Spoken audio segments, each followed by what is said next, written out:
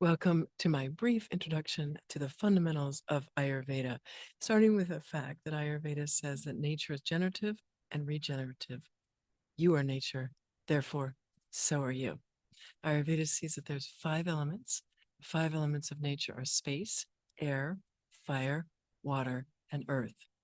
The properties of these elements, space is a field of possibility in which life can exist, move, communicate, connect, flow. Air is that flow. Air is wind, really, so it moves. Its principal property is mobility. Fire, the property of fire, of course, is transformation. That happens through digestion and metabolism.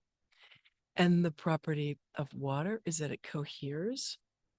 Water is two molecules, H and O, H2O, binding together. In water, things grow. And finally, there's the earth element, and its property or principle is stability. It's a beautiful thing to just imagine for a moment that these elements are bringing in the manifestation or the manifest experience of these properties, right? Possibility for existence to come alive, to move, to flow, and to grow. The possibility of mobility, the possibility of transformation, the possibility for cohering, binding, connecting, holding, right? Embracing. And then, of course, the possibility of stability. If you think about those five elements, you might even think for yourself how those five elements, how those principles or properties benefit you in your life, right? Where do you need some transformation? Where could you use a little bit more of the air element and mobility? Where might your life benefit now from more stability, stillness, to be grounded? Then we have qualities, attributes of these five elements. The attributes or qualities of space is that it's light, it's subtle, right? Of course it is. Where is space? Space is around me right now. Space is also in my glass, right? And there is space in the body that allows things to flow through the body and all around the body. So the qualities of space are subtle and light. Also, it's cold, vast. The qualities of air is that it moves, it's dry, it's rough, it's erratic and changeable. It's also cool. Fire is the one element that is the obvious thing. It's hot. It's also sharp. If you think about the flames of a fire, they've got sharp edges.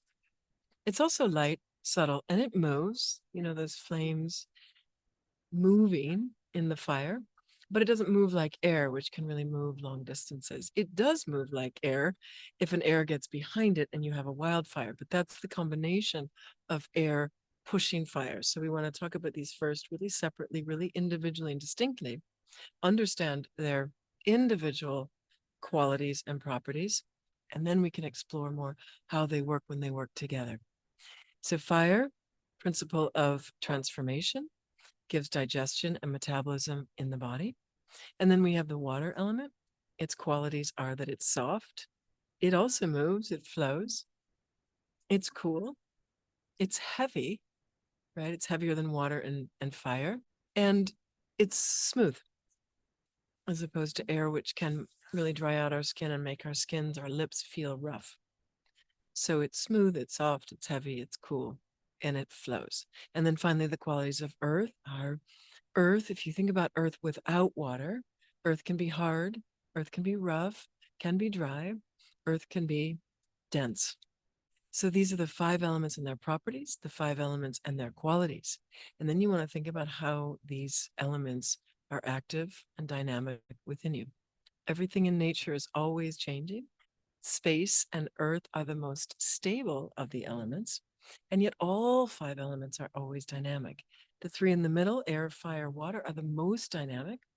And so Ayurveda is really exploring how these elements are dynamic, always moving, how they're dancing one with the other, what they do when they dance one with the other, and what happens when one or the other goes out of balance. So space, air, fire, water, earth. Space gives room to grow, to expand, to have fresh ideas and new sense of possibility. Air gives us the capacity to learn, to explore, to reach out and touch, to go through life, right? And it's everything in the body that's moving: circulatory system, nervous system, synaptic patterns as you listen and learn. Also the muscles that help us walk, reach, touch, lift, right? Even air element governs the flow of digestion through the body. Fire again gives the capacity to digest our food, to metabolize those nutrients, turn that into strong, healthy tissue in the body.